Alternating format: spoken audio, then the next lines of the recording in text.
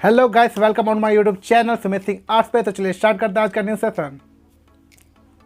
जैसा दोस्तों आप सबको पता है कि लॉकडाउन फिर से बढ़ चुका है, तो मैं आपसे एक ही बात कहूँगा, घर पे रहो, सुरक्षित रहो और घर पे ही अपनी प्रैक्टिस जारी रखो, जैसा कि मैंने आपसे हमेशा कहा है। और मैं इस वीडियो में भी आपसे वही बात दोहराने जा रहा हूँ कि आप पर डे कुछ ना कुछ ड्रॉ करो, अपनी प्रैक्टिस जारी रखो, जिससे आपकी ड्राइंग स्किल्स और इम्प्रूव होगी। आपके आसपास जो भी चीज़ हो आप उसे ड्रॉ कर सकते हो, या प्रैक्टिस में आप किसी स्केच ड्रॉ करो, या आप अपनी स्केच ड्रॉ करो। आप अपनी नोज ड्रॉ कर सकते हो, या किसी की आप नोज ड्रॉ करो, आई ड्रॉ करो, या किसी का फेस ड्रॉ करो, या आप जो भी आपको अच्छा लगता हो आप। तो चलिए आगे बढ़ते हैं और देखते हैं कि मैं अपनी प्रैक्टिस घर पे कैसे करता हूँ।